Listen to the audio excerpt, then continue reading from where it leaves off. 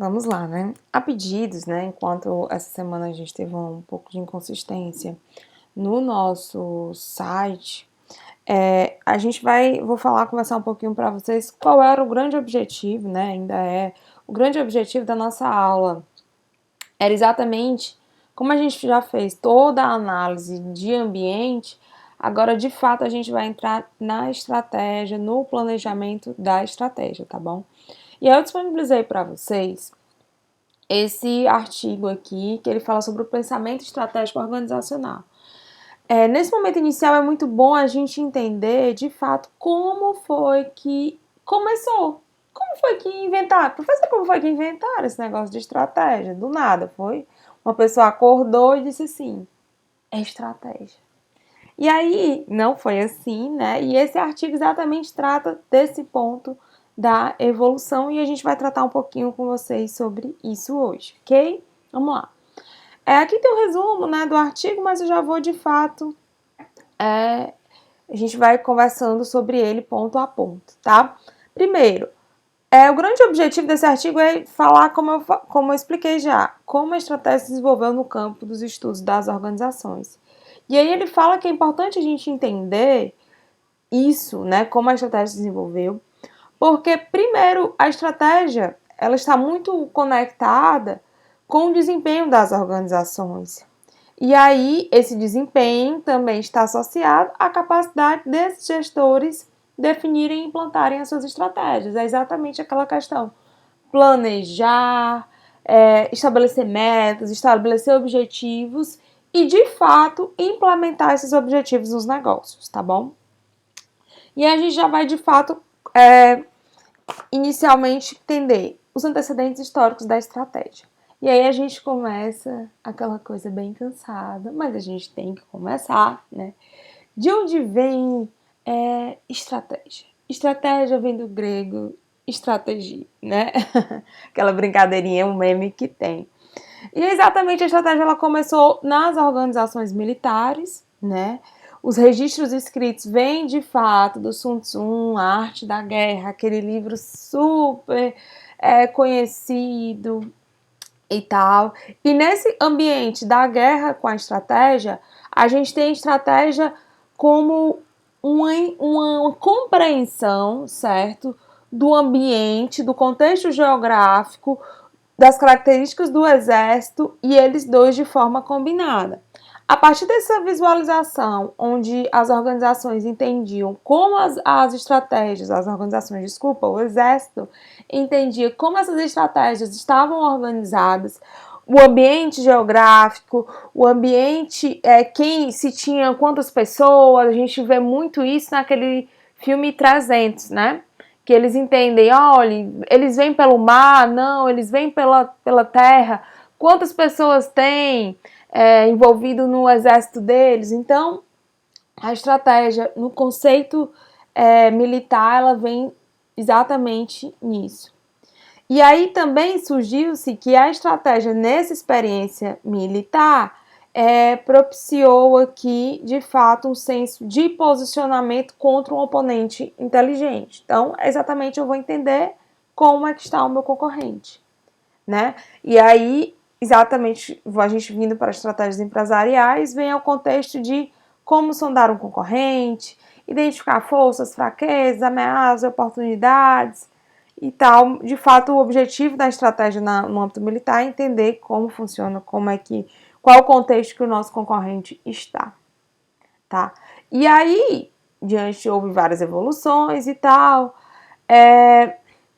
o conceito da estratégia entra para as organizações antes dos meados do século XX, tá?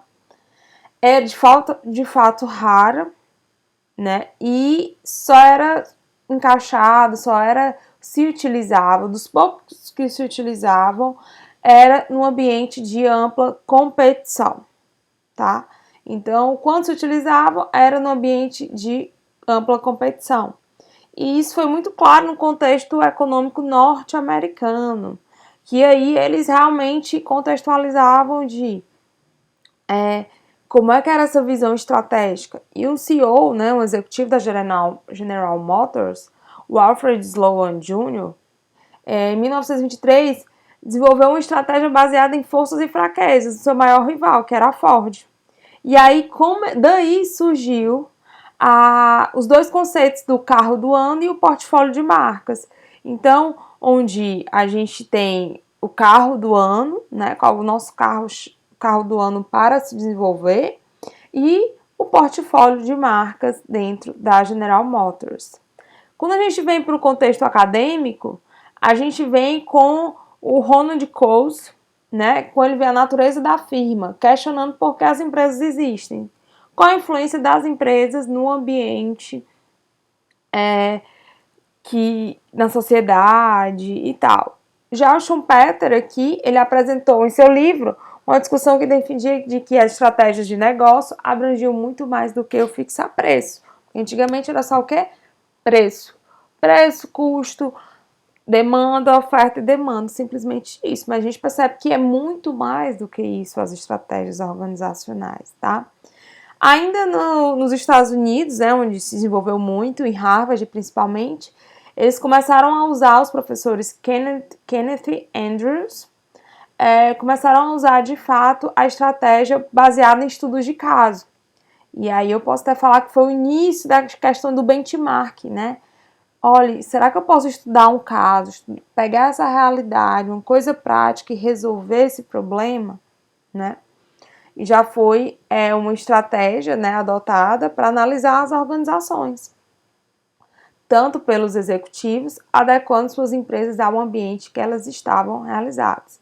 E eles falavam assim, Andrews definiu em 1971 a estratégia corporativa como um modelo de decisão da empresa, em que são definidos objetivos, metas, normas, planos, e que delimita as fronteiras do negócio e da atuação das organizações. Então, assim, é interessante fazer essa análise, porque a gente vê que isso é muito presente nas nossas organizações, principalmente no Brasil. A gente ainda tem algumas organizações nesse contexto ainda, de 1970, tá? E aí é interessante que a gente vê o mundo muito moderno, as novas tecnologias, a indústria 4.0, mas a gente vê que as nossas organizações ainda estão num contexto muito antigo, ainda nessa questão de objetivos e metas e normas. Mas, professor, não é assim?